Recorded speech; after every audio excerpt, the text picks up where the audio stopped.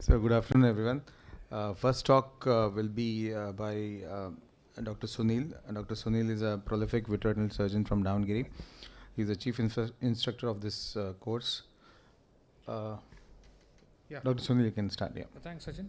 So I'll be talking to you basically regarding the imaging and what are the things which you can image and the utility of different imaging techniques.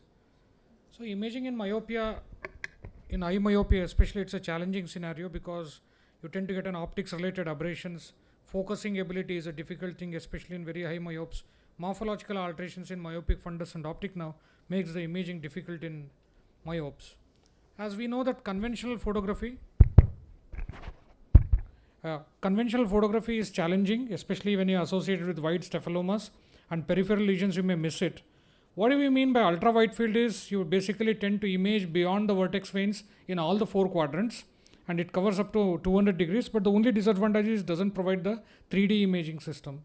So basically this ultra wide helps in identification of many lesions, classifications of staphylomas, progression of chorioretinal lesions, and the entire extent of the cephaloma and peripheral retinal degeneration can be imagined. If you look at the monitoring of degeneration progression in myopia, it starts with a tessellated fundus and ultimately ends up with a end stage myopic chorioretinal atrophy, and there is a gradual choroidal thinning also. The thing is, anything which is the initial, if you leave apart the first picture, the rest of three fits into the something called as pathological myopia. The first one probably could be call it as an eye myopia. Another wide field imaging utility is the use of ultra wide fluorescence, autofluorescence. It can be helpful in cases of staphyloma. You tend to see some pigmentary alterations at the edge of the staphyloma and other things. Even the lattices, like in second picture here, you can image a non-pigmented lattice and it can be very well shows as an hypo, and the radial tracts. And many peripheral lesions can be picked up on autofluorescence also. This picture clearly shows what is the difference between a conventional and a wide field photography. If you done a conventional photography, you would have picked up only these myopic atrophic lesions on an autofluorescence. But if you look at the ultra-wide field, if you take, you can see a multiple hypofluorescence spots. This is a coexisting of multifocal choroiditis with a pathological myopia. So sometimes a wide angle can pick up a varied diagnostic lesions than if you do a conventional photography or conventional autofluorescence. Posterior staphyloma, as we know, present in most of the 90% of pathological staphylomas and can be associated with myopic maculopathy. What are the morphological hallmarks of a staphyloma and ultra wide field OCT? You tend to see a thinning of choroid from periphery toward the staphyloma edges. There is a gradual re-thickening of the choroid in the direction towards the posterior pole, along with posterior displacement of the sclera in the staphylomatous area. Even you can get a three-dimensional image also to get the see for the staphyloma, the exact location of the staphyloma can be done. And there is a gradual thickening and inward protrusion of the sclera as shown by these arrowheads at the staphyloma edge. The studies have shown that if you use an ultra-wide field, then the conventional OCT, what it picks up the pathology in 69%. If you do use an ultra-wide field, another 15 to 20% of the lesions you can pick up with the ultra-wide field OCT. The presence of staphyloma is irrespective of axial length. You may tend to see a staphylomas. This is a multicolored imaging, the pseudo-color, autofluorescence, the red-free images, and this is a 3D MRI showing the staphylomatous changes. This is a depigmentation at the edge of the staphyloma. This is an hypofluorescence at the edge of the staphyloma due to the pigmentary alterations. And this is a red-free image which is showing an hyperreflectance. And this is a 3D MRI showing an outpoaching. Sometimes the subtle staphylomas, which can be difficult to be picked on in 3D MRI as well as color photograph, can be picked on ultra-wide field OCT. So you should use a multimoding imaging techniques rather than a single technique. Staphylomas has been classified in various ways. There used to be a Curtin's-Old classification. Then there is something called as a TMDU classification. There is a Tokyo Medical and Dental University classification. On OCT, you can see there is something called wide macular staphyloma, narrow macular staphyloma. Then there is a nasal and periphery. So there are various location-wise you can classify the various staphylomas, and even the MRI gives a better clue to the location with the various angles if you take an MRI scan. So apart from that, the staphylomas, you can pick up the peripheral retinal degenerations also with this. You can see that there is a vitreoretinal traction shown by this is a vitreous, this is a traction of a peripheral retinal tear causing the lifting of the edges of the hole. and you can see the inverted OCT image shown as an arrowhead. So you can scan the peripheral holes and the degenerations on a multimodal imaging. This is a hole which has been scanned, which has been lasered, but still post laser also you can see the edges of the hole are lifted. Sometimes the presence of fluid also can be well noted. Here also this is a scanning of a peripheral retinal hole. This is a vitreous adhesions. The particular scan shows the opening of the hole and the adhesions causing a traction. Operculated hole, you can clearly make out the operculum with the ultra wide field imaging, which is an extreme periphery, which would have conventional imaging would have missed this, and multiple HSTs. I would say the ultra wide field fundus imaging, sometimes if you do meticulously do a imaging techniques and all, you can get away, especially with the comprehensive ophthalmologists, those who are not well versed with the indirect peripheral examinations. Lattice degeneration, you can see the clear cut lattice degeneration. There is a vitreous adhesion, there is a due to traction development of an hole here, and there is a fluid. So all these subtle changes which sometimes clinically you miss can be picked up on. Similarly, there is an RD with lattice. You can see that the lifting of the edges and the presence of SRF can be picked up. See, this is a patient who has undergone an encircling band. You can see the indentation here.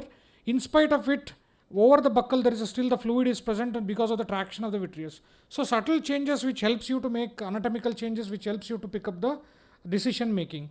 Even the pneumoretinopexy, the amount of fluid which is present post gas injection, you can monitor that, the degree or the amount of fluid. And even the peripheral retinal degeneration, like this is a patient with white without pressure, schisis and RD, all three can be imaged at the. Even the cystoid changes shows typical sawtoothed schisis like separation, which is very well shown on a OCT than the clinical picture. This is a patient with a senile degenerative schisis. This is a schisis showing this clear splitting of the retinal layers. Even the vitreous condensation, see, so very well demonstrated here, the addition of the vitreous in the mid-peripheral region. You can know exactly the PVD status, which is very critical in when you're planning a myopic vitrectomies. Sometimes a subtle changes like this, because of the vitreous traction, some patient has developed a lamellar hole shown by the arrow. So those things can be picked up, even the peripheral retinal tufts. This another thing is a wide field infrared reflectance in a patient with schisis. You can see the exact demarcation and the extent of the schisis can be made out. And here it is a very well demarcated, the schisis edges. So it's a very full useful technique. This is the outer layer hole, the extent of the SRF and the schitic fluid. Similarly, there's a tear which has been shown on an infrared reflectance image as an hypofluorescence thing. So there will be, if somebody has got an associated peripapillary choroidal atrophy, they will be associated with the choroidal thinning. In a macular diffuse choroidal atrophy, the choroid is almost thinned out. In this patient, the choroidal thickness was around 12 micrometers. But with this thickness also, the patient had a well-maintained, best corrected visual acuity. Only the large choroidal vessels were seen in this patient. The patchy choroidal atrophy, in this area, this is the area of patchy choroidal atrophy. In this is outer retina and choroid has totally disappeared, and inner retina was sitting on the sclera. Myopic CNVM, which I don't want to go into the details, Dr. Sachin will be covering in his next talk. One should differentiate between a simple macular hemorrhage from a myopic bleed. So the simple macular hemorrhage doesn't require any treatment, which on follow-up has disappeared with the OCT being normal. This is the macular hemorrhage secondary to lacquer crack than a myopic CNVM. Even the lacquer cracks could be well delineated and well imaged with the imaging techniques. There are various changes, like sometimes you can see a multiple lacquer cracks. The choriocapillary disappearance can be seen in the area of lacquer cracks. The branching lacquer crack pattern, cracks may progress to patchy atrophy. There is another entity which has been described as myopic stretch lines, as you can see here. These are basically due to proliferation of the RP cells you tend to see adjacent to the choroidal vessels. The another thing which has been described is a linear or a leaf-like radiating towards the periphery lesions. These are called radial tracts. These can be identified on autofluorescence also. Then there is something entity which has been described as myopic macular pits. These are seen due to the traction in the area of CRA. This has to be differentiated from localized staphylomas. Peripheral avascular zones can be seen. Sometimes it can extend up to the staphylomatous edges, so it helps in wide field FFA helps in this. Then there is a macular vertex vein. It's quite an unusual thing which you do not see in regular patients. In an eye myopia, the prevalence of posterior staphyloma is quite high in these patients.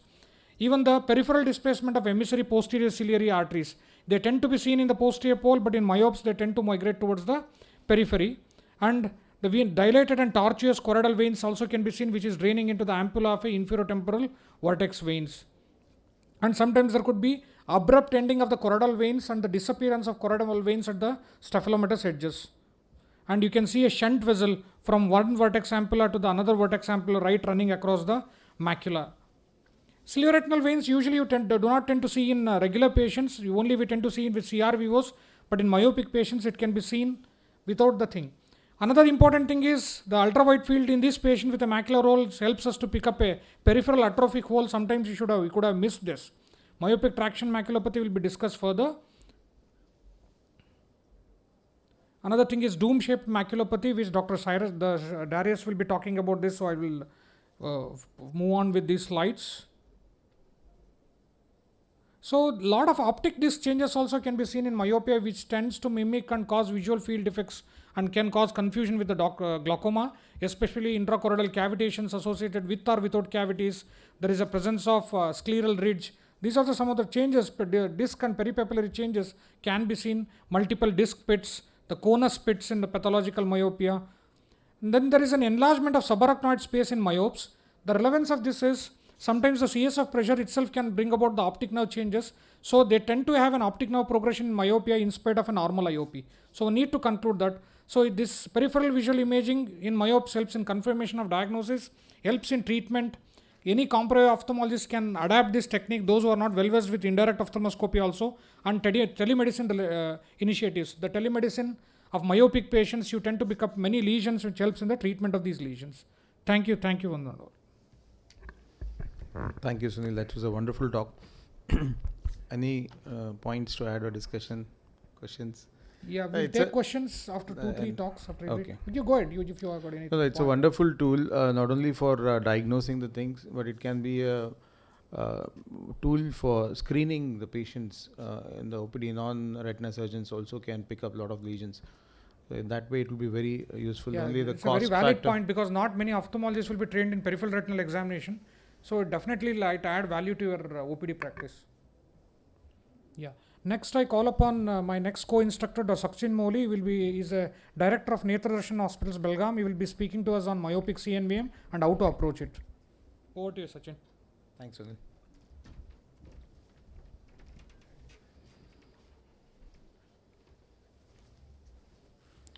Okay, let's discuss in brief about myopic CNVMs. I've kept it very simple so that a lot of us could add more points and discuss.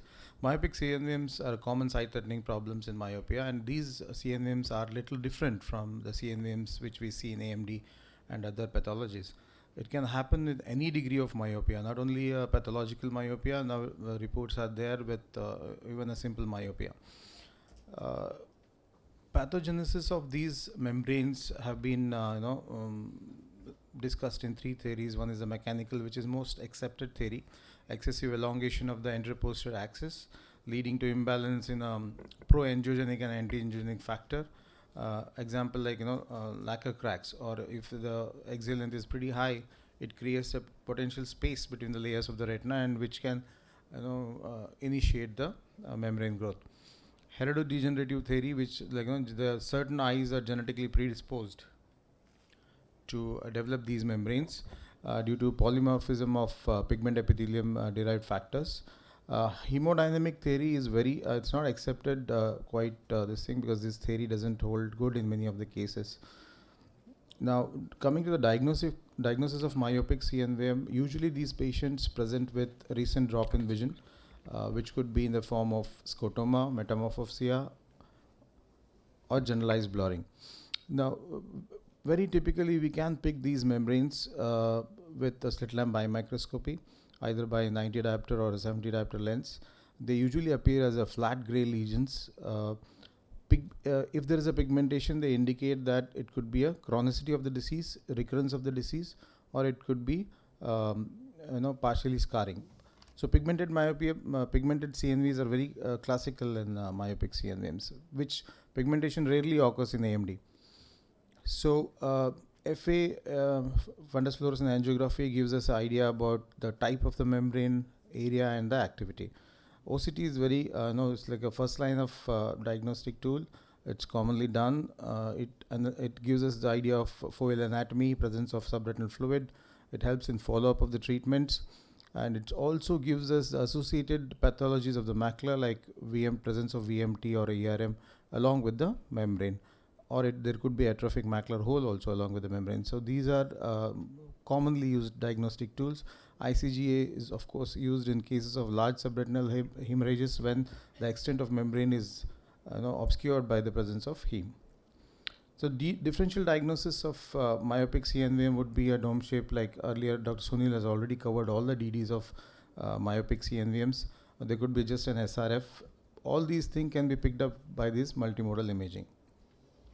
What happens to the CNVs in myopia? The natural history of myopic CNVM is like either they go into a scar formation or they go into a complete atrophy of the macula. These are few pictures of the natural history of the myopic CNVM. Coming to the treatment options, we have 3 modalities of treatment. One is laser, which is used for extrafoveal CNVs. It induces a lot of scarring, and recurrence is also known in myopic cases. Very rarely used nowadays, but still can be effective in a peripheral or a perifoveal or a CNVM which is away from the fovea. PDT is effective in scarring down the membrane, but best corrective visual acuity with a lot of studies have shown that it doesn't improve the vision with the PDT, but it scars down the membrane well. Anti-VEGF therapies are commonly used and is most accepted form of treatment nowadays. All these molecules, right from ranibizumab to brolucizumab, all have been tried, including bevacizumab, biosimilars, and aflibercept. We'll just take each one of them very short. Ranibizumab is like one of the first licensed drug for myopic CNVM. It significantly improves visual acuity, and it's supported by various landmark studies like Repair and Radiance, who have already shown us that it usually works better with even PRN basis of treatment. Early detection of the membrane is very key in starting this anti-VEGF therapy. Bevacizumab is not an approved drug, but it's used off-label extensively over past 15 years. It has a lot of prospective and retrospective studies to support the use of this drug, but there is an increased concern of systemic side effect, cardiac effects like thrombovascular embolism. These have to be kept in mind, and this also is usually used in PRN basis. Aflibercept again is a licensed drug for such myopic CNVMs.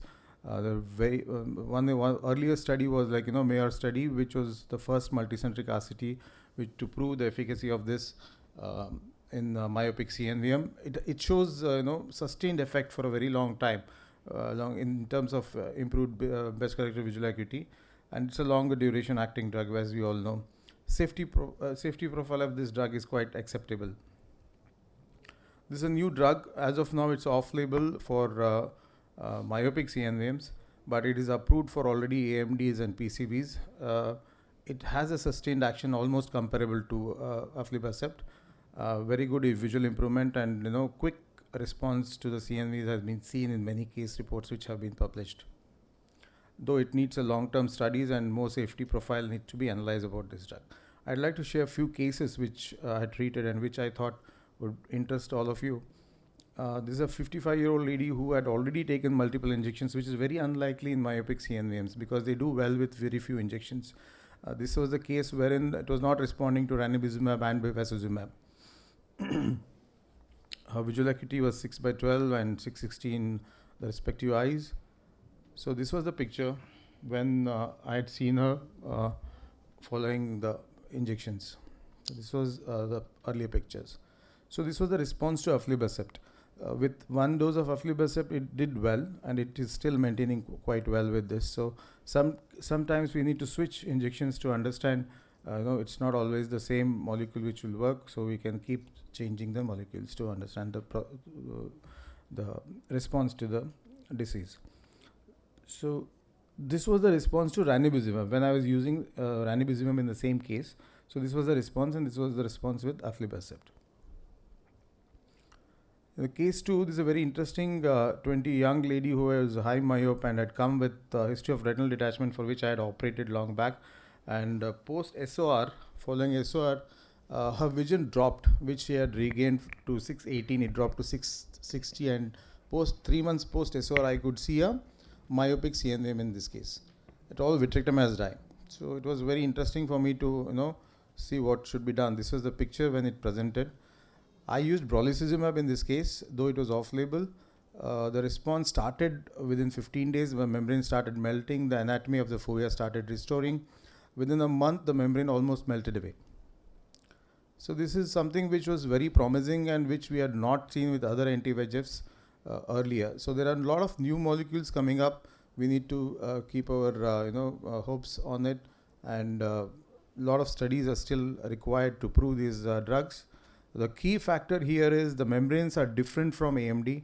What you should understand is picking up this at early stage is very crucial.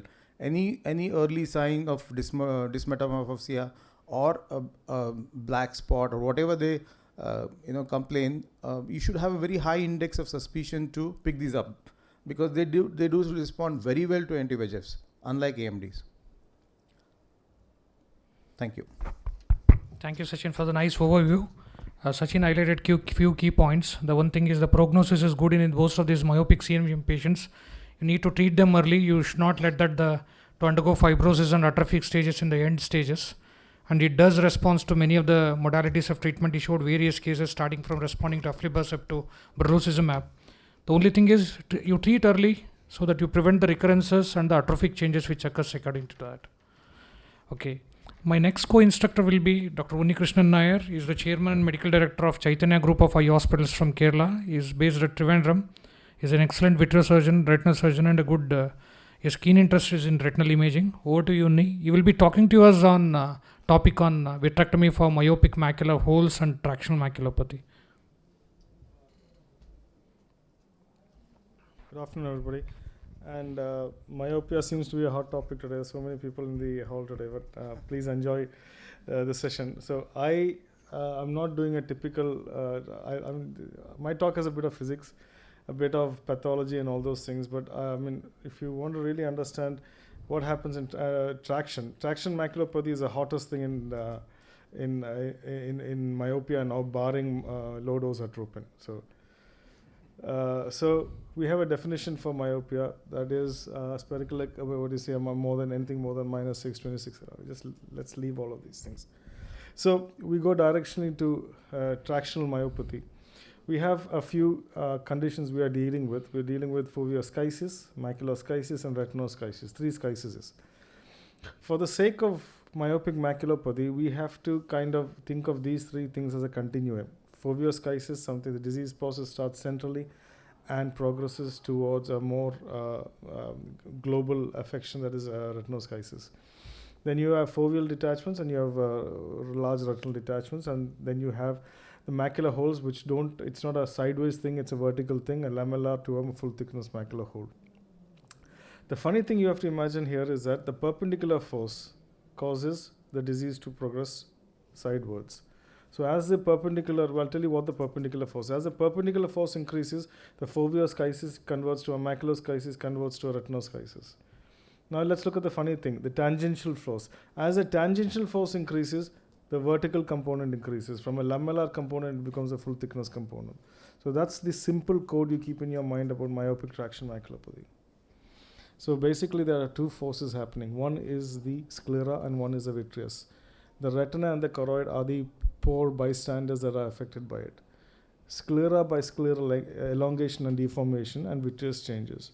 So what happens, the retina has got an inherent stickiness. It's called eventually the Muller cells are responsible for keeping the retina together, and that's the force that pulls everything towards the inside of the retina. So it's called an intraretinal force.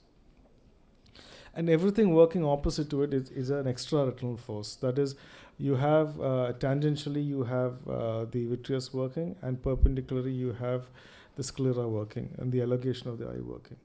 So as I said, there are preretinal forces and there are subretinal forces working in opposite directions.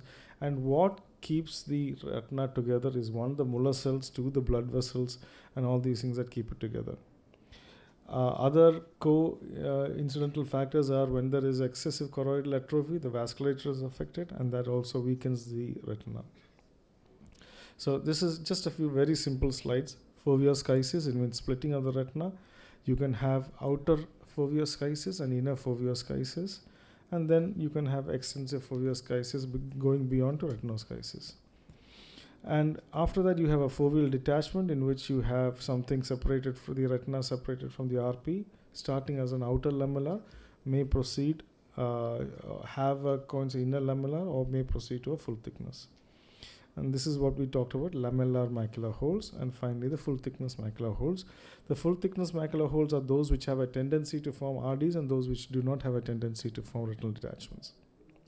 So the newer concept of MTM is that all these things are not separate. It is a continuum, starting from localized schisis to more extensive schisis to detachment to macular holes to retinal detachment. So it's just something waiting to happen. The time frame can be up to say it's 5+ years. So therein lies the concept of whether it has to be treated. Now, what is important here? This is a very cool thing to know about. You have a perpendicular force. Now, when the perpendicular force increases and the person gets a schisis, and it increases and he gets a detachment, and then when he gets a detachment, the perpendicular force is relieved, which means that when a person gets a foveal detachment, the schisis is relieved. So that is how the physics works in this condition. So as the disease gets worse, components of the disease get better. So now you have, we'll come to skip this side. This was the original classification of the entire myopia. It's called the ATN classification. There are atrophic events, there are tractional events, and there are neovascular events. That's the ATN. So then, of which the tractional events have been reclassified into the MTM staging system. So the MSS1 is the stage 1, in which you have an inner or outer schisis, which is localized. Then, as you can imagine, the schisis improves and increases, and it goes to just the outer retinal schisis. Then it goes to a macular detachment, and then after some time the schisis goes away and it's just a detachment. It's a progression. And to this you add 1A, 1B, 1C. A is intact fovea, a normal looking fovea. B is when there's a lamellar hole, and C is when there's a full thickness hole. So when you say it's 1 or 2A, it's just a schisis. 1 or 2B, it's a schisis with a lamellar, or C is a schisis with a detachment. When you go on to 3, you're starting to get a foveal detachment, and when you go on to the stage 4, it's a full-blown retinal detachment. So these are some of the pictures. You can see from the pictures, starting from one side, you have 1A, 1B, and 1, 2, and 3. And all of them, the presence, you look at them vertically, then you'll get the picture. Schisis more, detachment starting, full detachment. Again, in the center part, it's the same sequence, normal fovea, lamellar hole, and macular hole. So that's how it goes. Vertically and horizontally, look at the chart, you'll get a good idea about the MTM classification. Additional effects are ERMs and splitting in the photoreceptors. So this is how the management started. People started shortening the eye. They did macular buckles. They used gas. They used silicone oil, heavy silicone oil. Started ILM peeling.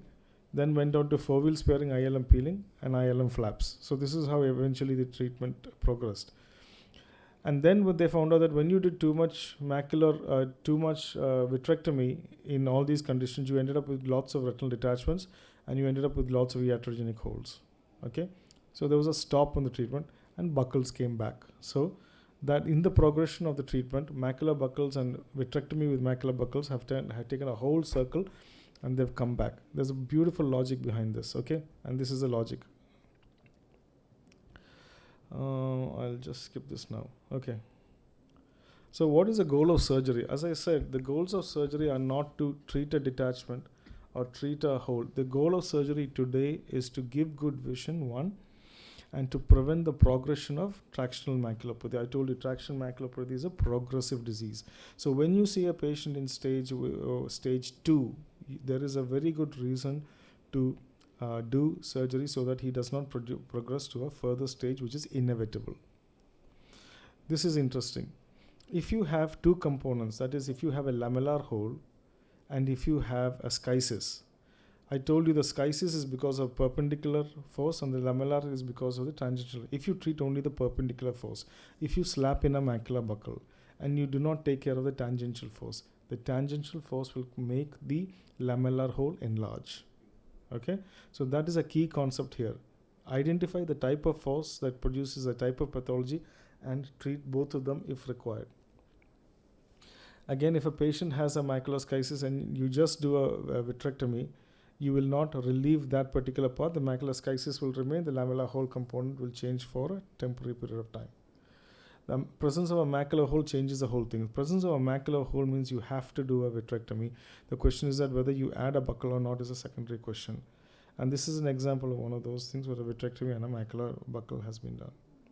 So the choice of surgery between macular buccals and vitrectomy, one choice pointing towards adding a vitrectomy to a buccal is the speed of resolution. Macular buccals, sometimes the fluid in the schisis takes a very long time to resolve. Macular atrophy does not change the choice of surgery. It only changes the choice whether you want to do surgery in the presence of extreme macular atrophy. So all of this was created by the Parolini group, and it's a beautiful thing. I'll just go through this. Stage 1A, as I said, it's just schisis, inner schisis, observation is adequate. Stage 1B and 1C, you forget the macular traction component part and treat it like a lamellar hole or a full thickness macular hole. So that is what has been. So it's a PPV or a PPV plus MB if you have significantly. In stage 2, when there is more extensive schisis, you have to treat it. Depending on the stage, you can still observe, or you can do macular buccal first to relieve the schisis and a delayed PPV if the lamellar hole is increasing, or you can do it as a combined procedure. In stage 3, obviously there's a detachment, and a combined surgery or a macular buccal is the essential surgery to treat a macular detachment. If there is an epiretinal membrane or surface changes, you can add a PPV to it. But if there is a hole or a lamellar, PPV automatically gets added to it. So this is an example where a macular buccal was done. You can see a macular buccal was done. There was a residual ERM, and that was done by a PPV later. So stage 3 and stage 4, the treatment is the same. It is a macular buccal combined with a coincidental or a delayed PPV depending on the macular condition. That's a whole gamut. If this is a good picture to take, if you want to take, it's a whole, everything is here on the, from stage 1 to stage 4.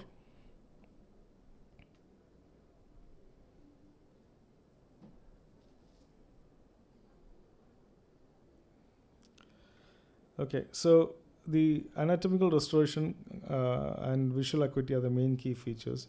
The difficulties during surgery are the length of the globe, making your instruments reach. Visualization of the ILM is very poor because it's very thin, so staining may not happen. Presence of vitreous remnants after you've done a vitrectomy can interfere with this. Laser doesn't take up because the choroidal pigment, the pigmentation, the RPE pigmentation, all of these are problems of surgery. So I just, can I have 2 more minutes just to... Yeah, please go ahead. Yeah.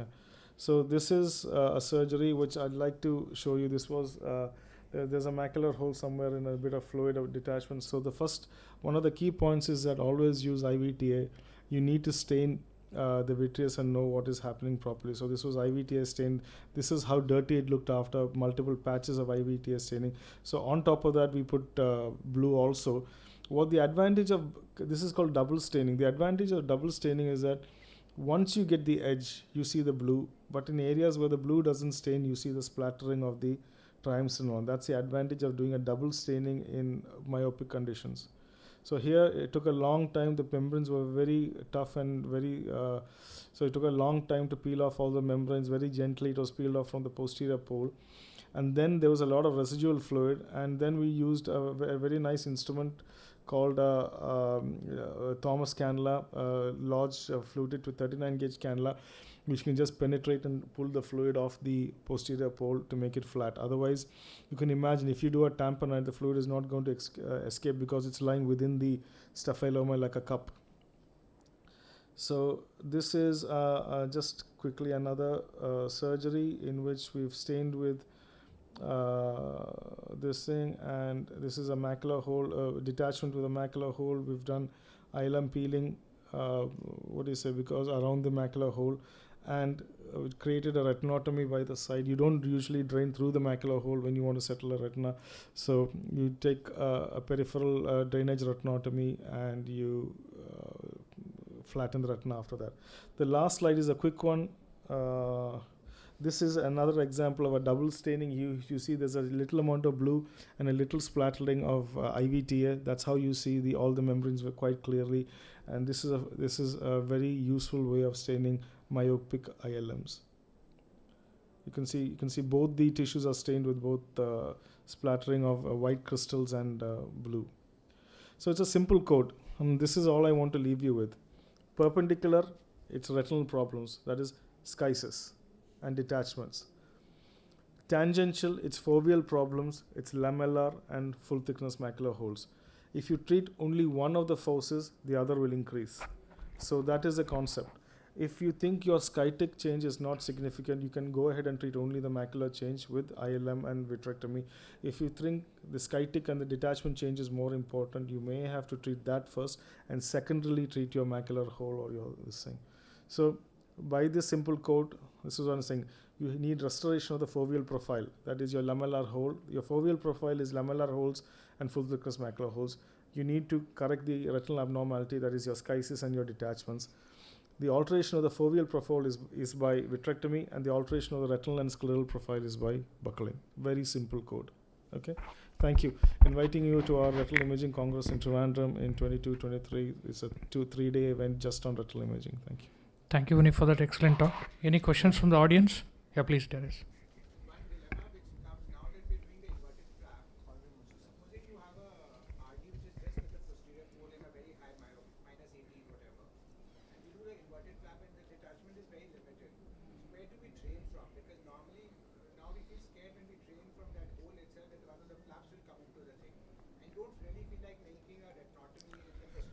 Yeah, so that's what. Okay. So there are essentially two concepts towards that. One, these are concepts. The work is still difficult. That is, you can penetrate intact retina using a 39 gauge. That's it. You do not require, because the main thing of creating a drainage retinotomy is that you cannot do laser to close it, because there is RP atrophy. However, a 39 gauge is technically considered to be a self-sealing entry. So a 39 gauge attached to an active extrusion is the best way of removing fluid from a staphyloma. That's what I showed in the picture. The second question was, no, not through the hole, nowhere through anywhere else other than the hole. Yeah. And the other question was? Okay. So for all practical purposes, the standard dictum is gas tamponades better than oil. Oil does not follow the contour of the oil. It's surface tension. Gas expands and fills the entire area, whatever the shape. Oil does not fill the entire area. It finds the least common arc. It's a bubble. It finds the least common arc. So if you have a staphyloma, it will touch both of the edges, and the lower part will be the same principle for inferior detachments essentially. Okay. So the concept of doing oil better for inferior detachments is not right. An oil underfill in an inferior detachment is worse than a gas underfill basically. Only I have one quick query.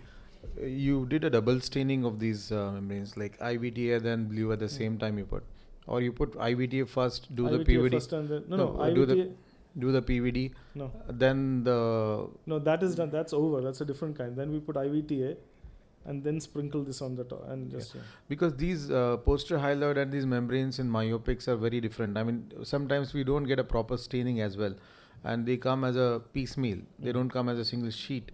We don't know which part is ERM, which part is actual ILM, and it's so thin that sometimes a part of retina also might be into it. So only the staining is enough, or anything else you would like to? See, one thing. No. See, it's basically when we usually peel off ILM, you don't even think about it.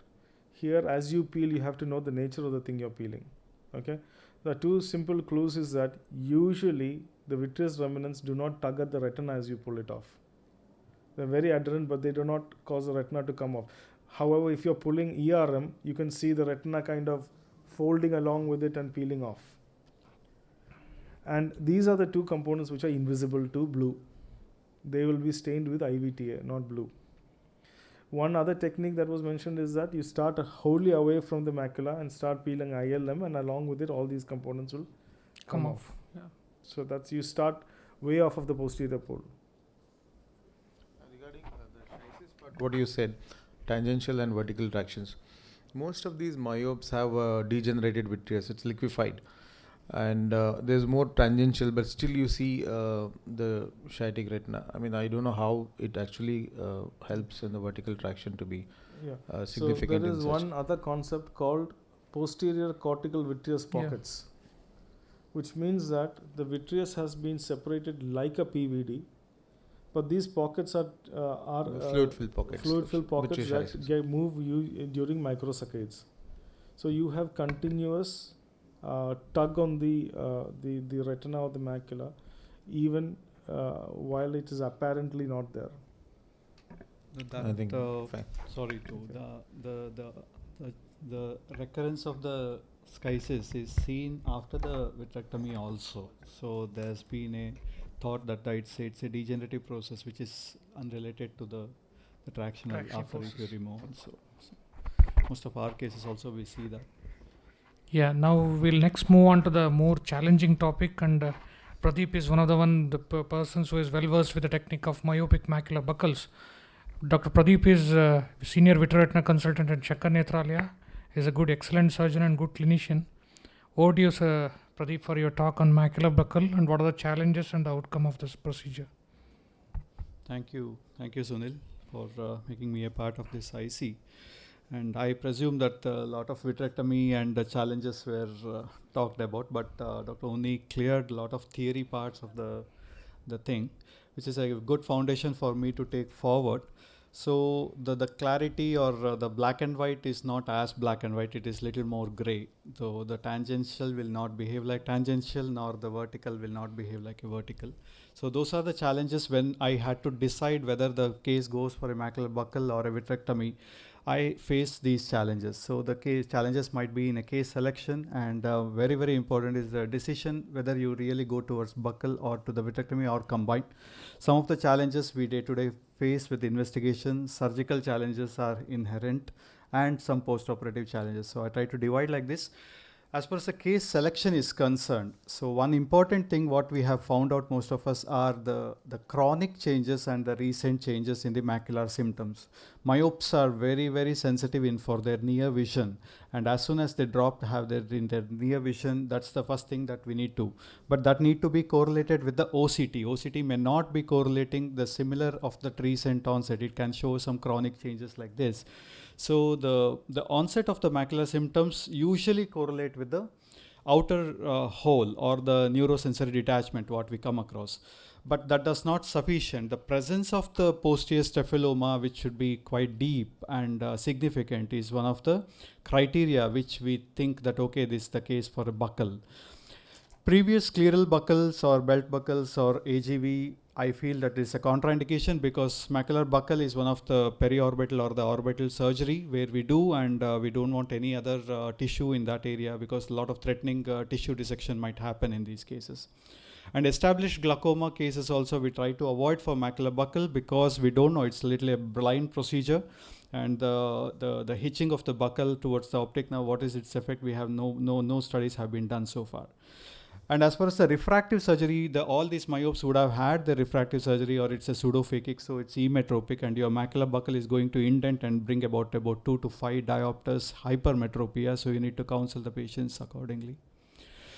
As long as the decision makings, some of the challenges what we come across, Dr. Unni has covered that. See, macular schisis, lamellar hole, this is the outer hole, this is the inner hole, and there's a full thickness hole and neurosensory detachment. Now we are given with all these choices. So whether we go for the vitrectomy or the macular buckle, both choices can definitely fit into all these cases if a person has to choose that. But what makes you to err towards the macular buckle is the axial length measurement. So if the axial length is definitely beyond 23, 30, up to 33, even if it goes beyond, Some of the technical difficulties for the vitrectomy comes as far as the instruments which are quite long, which is not available with you, and the visualization, the biome, the things are multiple as long as you do the vitrectomy. So there comes the question of the macular buccal indenting, and then maybe combined with the vitrectomy also.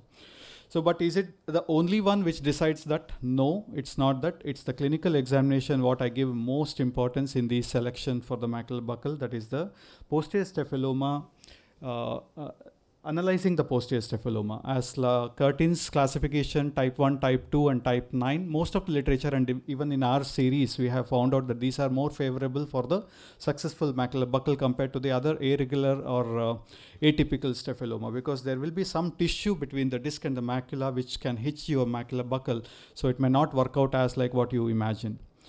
Some of the retinal contour on your OCT will also make you a little confusing whether you need to go for buccal. So for example, if you see the top one, there is a macular hole and there is a staphylomas, things are all good. Whether to go for buccal or vitrectomy? Definitely no, because if you see that sclera, it's already giving a God-given macular buccal there. So you don't need to go for macular buccal in these cases. You can directly go for the vitrectomy if at all, if the hole is new onset. The second OCT, if you see, there is a shortening of the retina and compared to the scleral contour here. So whatever said and done, the retina is not going to oppose to the sclera. So you need to support the staphylomas with the macular buccal and combine with the vitrectomy to close the hole as well.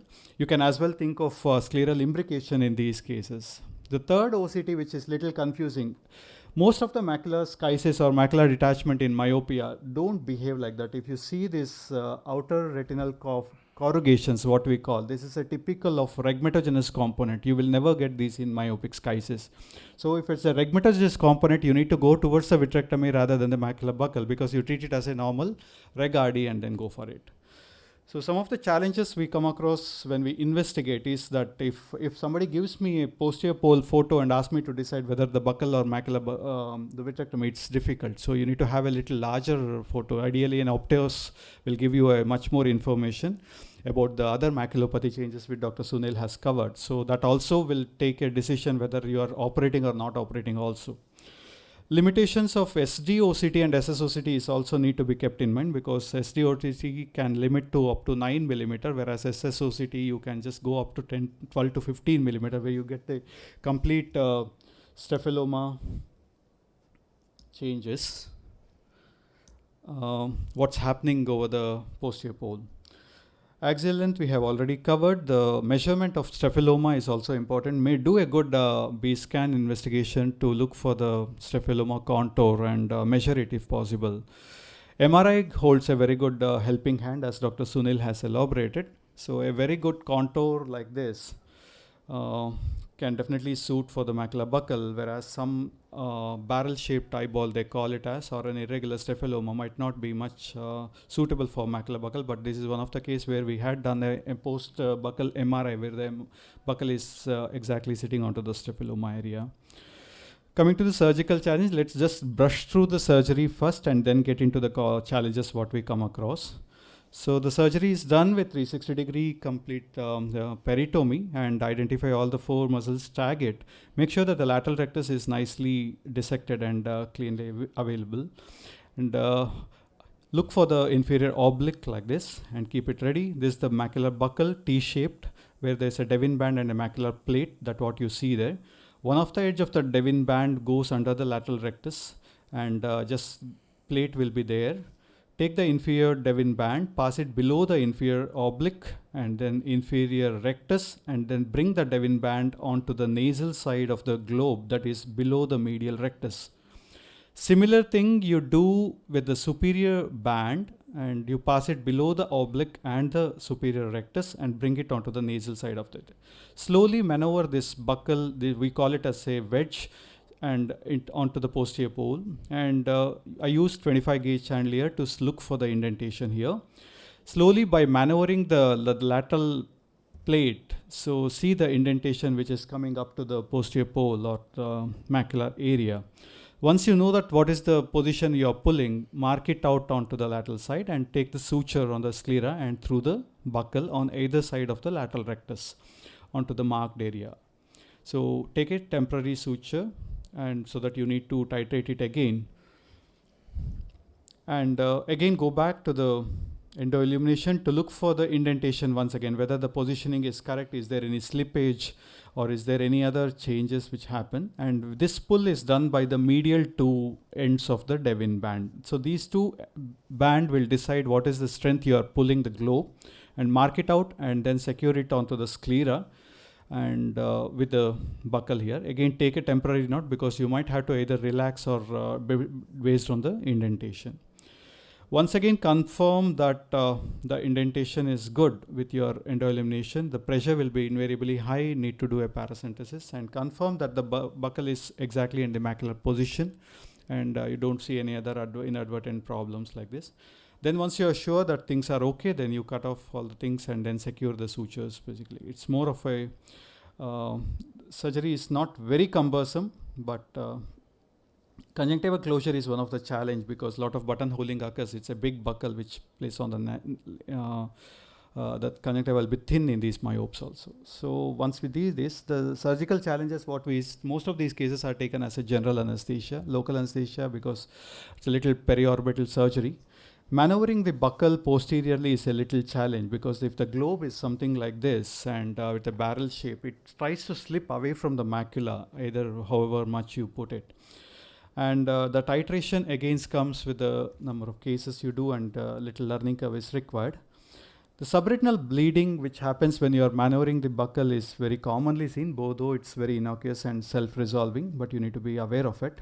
Conjunctival tearing and buttonholing is one of the common thing, because you need to avoid the buccal exposure, and the buccal removal is not a so easy job.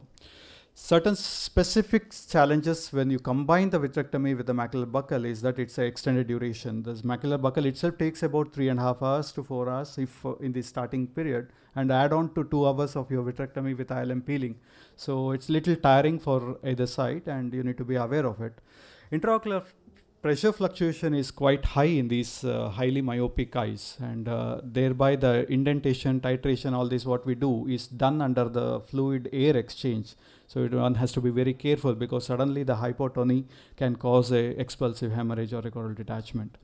Gas and oil, I think the Unni has already given elaborated. Hemorrhagic choroidals is one of the threatening problem you come across on table, and you have to be very careful about this. Postoperative challenges are periorbital inflammation, quite heavy in these cases. You will have a pseudoproptosis postoperatively and need to give with oral steroids and chimeral forte, etc. High AOP in the early post-op period is very common. Blood which was not there on the table you can have in the early post-operative, subretinal blood or the macular bleed, staphyloма bleed and all. Hemorrhagic CD can occur after the surgery again, and the buccal exposure is one of the little challenge. So the last slide, coming to the outcomes, lot of literatures are there, and we also have come out with a very good anatomical success up to 90 to 100%, and functional success is also up to 80%. But it's not so. The functions and the real time, the patient symptom, if you ask them back, it's not so easy. It's they keep complaining about the metamorphopsia still retaining, and a lot of bending of the objects they keep, because the titration is not under the good control. And some of them also have some color vision issues, which is unexplained about that. There is no functional assessment which we can do in these cases. So that's it. These are the challenges. Thank you. Yeah, thank you. Pradeep, anytime the procedure can be repeated, suppose the localization of the thing is improper or anything? You can. So that's why we take the temporary knots. It's like similar to our buccal only. Once you catch the ends of the Devin band and the plate and try to pull it under the illumination, you can titrate it nicely, and you can mark it out and then suture it permanently. Go ahead. How commonly do you see post-op, like late onset slippage or moving? Slippage so far it's about I think Darius, we had the first president in 2016, right? In Delhi Veterinary. It's about 8 years now, the follow-ups. The buccal height is still we are seeing almost any follow-up when I do the OCT and ultrasound, the height is there. When some of the cases where the indentation was not good on the table or post-operatively has not done good much. Those are some of the failures which we have. It's supposed to cause similar to our capsule which forms over the buccal, it also forms the capsule there. Yeah. Okay, Pradeep, thank you for that wonderful lecture. Next, we'll be moving on to our next surgical topic, that is a detachment in myopes. The most of the surgical, I'll call upon Dr. Rupakanti Biswas to give a talk on that. Rupak is a senior vitreoretina consultant. He is a consultant at Netralayam, Kolkata.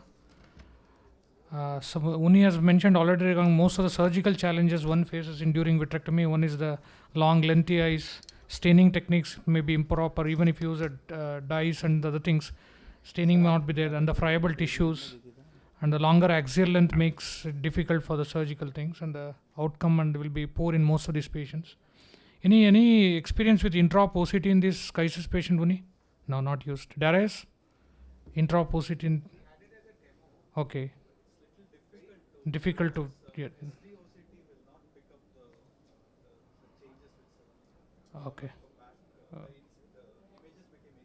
Contour is the problem.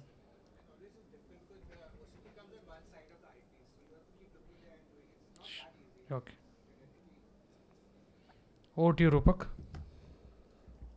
Yeah, I think we had a little overlapping areas with Dr. Unni's talk. So the challenge in vitrectomy in high myopia is whatever you do surgery in the vitreous cavity is almost like a same. So whether it is an attached retina or it is a detached retina, the detached retina, the handling is little difficult and on a different way. Otherwise, the challenges what he has mentioned is almost same. So here I am just going to share one of our video to stimulate the discussion process.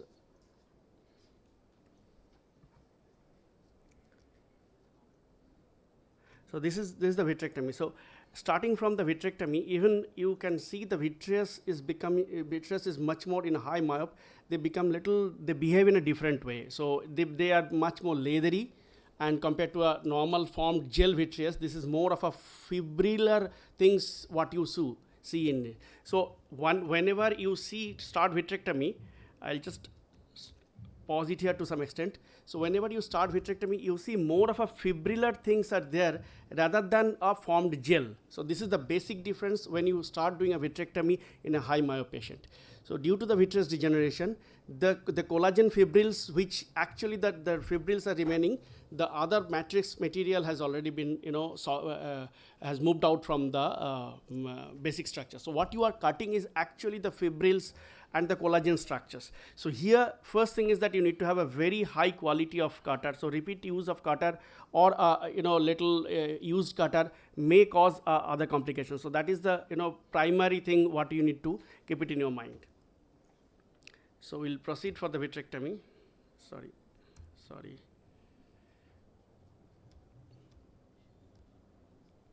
Yeah, so like here also, if you can notice it here, the vitreous, what we are cutting is actually some kind of a fibril is there. Second is always approach what Dr. Unni was also telling, the higher axial length, and because of the higher axial length, you need to go more vertically down. So even if it is, let me stop at that point of time. And if it is higher axial length, then you actually need to go vertically down to approach the lower part. So once your normal vitrectomy is like this, if it is this angulation, so once you're going more towards down, so it becomes like this. So once it becomes like this, then it is difficult with your biome. It comes into the biome system. So then it becomes little difficult. So you have to have a different maneuver to do it. So otherwise you can put the biome little up and do it in a little less field area and can do it, or you can just remove the trocar part of it, or sometimes even through the without trocar also you can go with the instrument itself. That will have an extra, that 1 millimeter, 1.5 millimeter will give you that part, and so that you can go down there. This was localized posterior detachment along with macular hole. And this is ILM peeling is being done without PFCL, but again this is a personal choice. So some people may have will prefer for having a PFCL at this point of time. This I borrowed from one of my colleague, Dr. Sudipto, and yeah, So the most important is that here, so after staining, the contrast is also is a little difficult. So the visualization is become the ILM is not that properly stained, number one, even after if you give it for near about almost under the air, almost 3 minutes of staining, still it is not that become easier. ILM is also a little more sticky, and when you have the counter traction is not that easy. So going down, digging into a kind of a deep eye and then taking it out. So these are the common challenges, obviously, what we do see. So this is another case where it has been, assisted with encyclist band. So after putting encyclist band, so you started doing vitrectomy. Here the similar, and here you can see a multiple break. So you have a partial vitreous detachment, and then you have a one circle of break. So sometimes, which is more common, if you see a high myop, you have a multiple break at one level. So the PVD is up to that area, from where the abnormal vitreoretinal adhesion occurs. And because of that, the break has started developing, and you can see a circular way of developing the break at that level. Or even if it is not there, the time you have started inducing PVD, it creates break at that area. So just to put the challenges together, sticky vitreous for that, difficult PVD, abnormal vitreous adhesion, that also leads to difficult PVD, high axial length, poor contrast, and posterior staphyloma also causes, more difficult to approach in that area. And there is always a higher risk of choroidal detachment. So you need to have a good IOP control in these kind of cases. This is just a point I just evaluated here. I think most of the points has already been discussed. So any those 2 points I just added up. Anything you want to add? Yeah, nothing from my side. Uni? Yeah, he has mentioned it already. Most of the talk, it's an overlapping talk, but most of the things have been covered. Imaging as, thank you, Rupak, for the talk. And one more point I think we can just add up when in that particular, when there is an abnormal vitreoretinal adhesion, and you see that when you are trying to do PVD induction and you are creating multiple break at that level, so leave it at that point of time. The more you struggle with that, the more you are going to create a more break there. So leave at that point of time. Try initially with a forceps, gently put a little bit of PFCL in below it, so that it helps you, especially when you are dealing with a retinal detachment. So PFCL, and then try to do the PVD induction with a forceps. So even if it is the tear is occurring with the forceps, then trim it as much as possible and leave it and settle the retina. So that is the easier way of handling it. Nice. Do you always combine buccal with vitrectomy for such cases? No, that was a young patient, and I was you can see the multiple break. Or so I have. Is it wise enough to do that because peripheral vitreous in phakic? Yes, you can. That's what I told initially. That's a personal choice. But again, this case particularly, I have opted for, because initially preoperative I have seen the multiple breaks at that. So I have an idea preoperatively that there is an abnormal vitreal adhesion. So I'll not be able to do a proper base excision, and there will be some amount of the vitreous remaining in a young patient. So I have planned for that. Thanks, Rupak. Next, I call upon Dr. Darius Shroff. He is a vitreoretinal consultant, great clinician and an academician. He is a vitreoretinal consultant from Shroff Eye Hospital, New Delhi. Today, he will be speaking to you on some of the associations with pathological myopia, like dome-shaped maculopathy, opaque choroid spectrum, and the focal choroidal extravasation and others. Over to you, Darius. Thank you, Dr. Sunil, for that kind introduction. So today I'll be speaking on DSM, FC, and pachychoroid in high myopia. So right in the beginning, I'd like to thank Dr. Unni, because I think thanks to the Retina Imaging Congress in Trivandrum, we got to know all these fancy terms and OCT-based jargon, and the alphabet soup has helped us. So I'll try to do justice to that. So it's actually, along with the COVID pandemic, we also have a pandemic of myopia. And if you see the figures being projected, there's a rise and rise of myopic cases, both the regular myopia and the high myopia. And it's projected in 2050, it will affect almost 10% of the world population. So that's a huge amount of patients who are going to be coming with this pathology.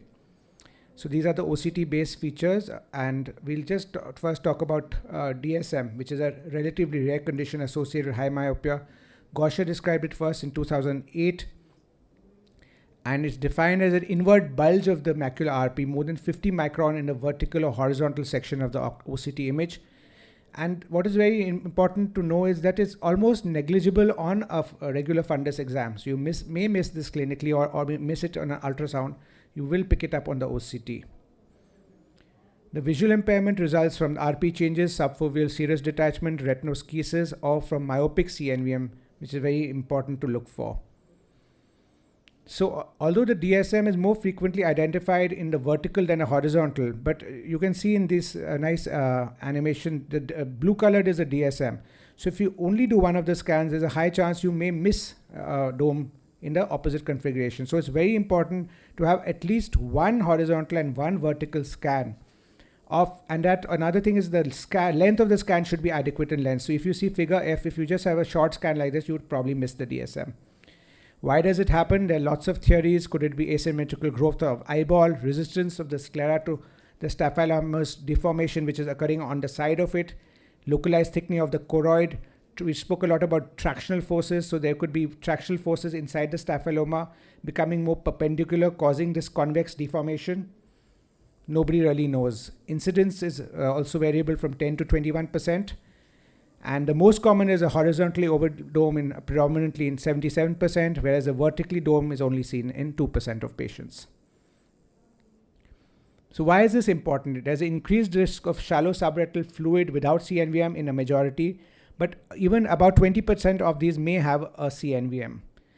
Interestingly, foveal retinoschisis, there's a lower incidence. So this is very interesting, I think, and the effect is what Dr. Pradeep just told us. It's because of the buccal effect of the DSM itself that schisis is seen less in patients with the dome-shaped maculopathy. And there's been no correlation found in macular hole. SRF is highly variable. So some people say it's because of the thick choroid causing this, like CSR. There's another theory it could be because the thick sclera causing it, just the way it happens in nanophthalmos. Generally, vision is preserved. Lots of people have tried lots of therapy, PDT, laser, mineralocorticoids, anti-VEGF, but there's not too much evidence to support the efficacy of these activities. If there's a CNVM DSM, that is a case we have to look for carefully. We have to treat it. And it's important that eyes with DSM and a myopic CNVM had a worse baseline compared to eyes with no DSM.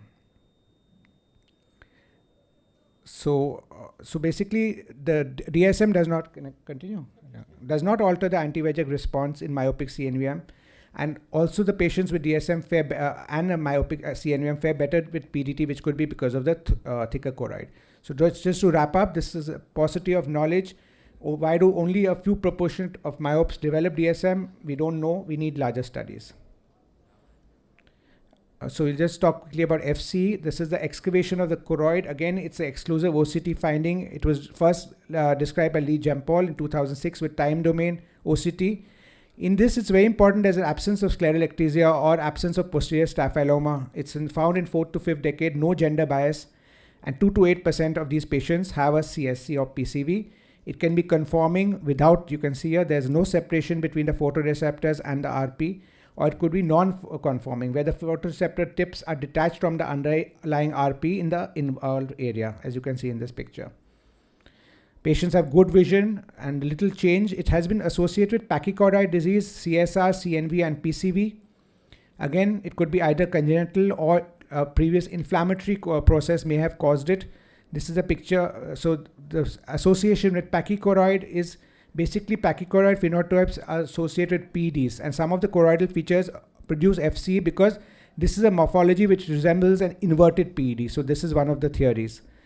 There have been associations with PCV as we see in this picture. The choroidal ischemia could cause a CNVM as we see in this picture, or there could be CSR. So it's important that the most common feature was PCV followed by CNV and CSRs. These patients are a little younger. So when CNVM develops, we should keep a watch out for that. And although it's a pachychoroid spectrum, here we come to the relevance of myopia. The choroid, many of these have been seen in moderate to high myopes. In fact, the first series showed a minus 4.5 diopter axial length in the average of the patients. And I think Dr. Vinod Kumar from RPC has reported this in bilateral FC in high myopia. So these are the pictures from the article in IGO. So we need to watch out for this in myopes also. So they remain stable, but we need to watch out for neovascularization, and NV is something which can happen in myopia and FC, so we need to be really careful. Just the last topic, which I could not find too much literature on. I think Dr. Sunil will help us exactly what, because pachychoroid and high myopia look like the opposite ends of the spectrum. So basically there was one study which I found that the complications associated with high foveal detachment is one of the clinical manifestations which is seen. So when you have a foveal detachment seen in the patients with pachychoroid with myope, this is when it happens. So this is an article which says the pachychoroid spectrum phenotype may exist with high myopia and cause non-tractional serous detachment. So these were the cases which they reported, high myopes with a kind of a CSR-like picture, and you can see the pachychoroid spectrum, and this in fact looks like a DSM, although the article doesn't say so, but they have a CNVM present, and they have pachychoroid, and they have myopia, so all these things can pre-exist. So to conclude, we've studied about DSM in hypopia, FC which could occur in myopes, so keep a watch out for that, especially for neovascularization. And surprisingly, pachychoroid disease can be seen in some myopes, something I learned while preparing this talk, so thank you for that, and we need to keep an open mind. I'd like to thank Dr. Vinod Kumar for some of his contributions to this talk, and the two articles, of course, from Dr. Bailey Freund's group, and a good DSM survey article from the RP Center group. Thank you. Thanks, Darius. Any questions from the audience? Yeah. The prognosis wise among the three types of DSM, any regarding the associations or complications, any differences there?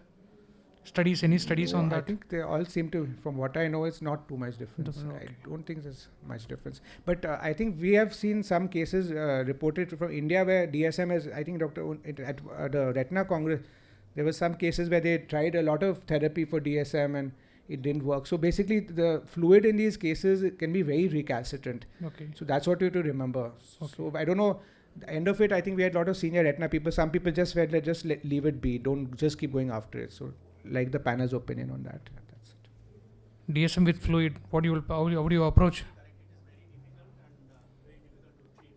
Hmm.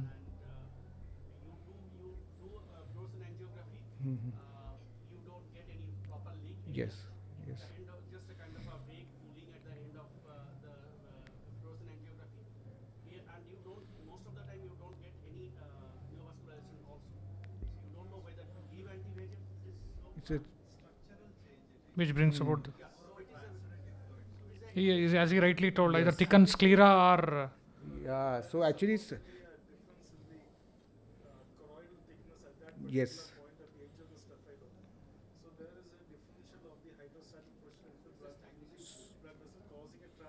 So the point is that as long as you do not find a CNVM at the edge of the staphyloma, you can consider it as transulated fluid, of which a lot of treatment. So there is a more similarity supposedly towards CSR. Therefore, treatments like dorzolamide, epilimumab have been tried and failed. So the point is that usually the fluid has got an ascending path, stabilizes, and then goes away. But by the time it goes away, there can be RP damage at that point. So it is not treatment. The main point in the treatment is to rule out a CNVM at that point. okay. Thank you. Yeah, imaging has definitely changed the way we look at many of the pathological changes which occurs in myopia, especially the structural changes which clinically one would have missed many things. So it helps in better planning also, the tangential forces, tractional forces, the axial length and its association, planning for surgical maneuvers. So if there are not any questions, more questions, we'll like to conclude this session on pathological myopia. I thank all my co-instructors for their sticking out of the time, and thank the audience for their participation. Thank you one and all.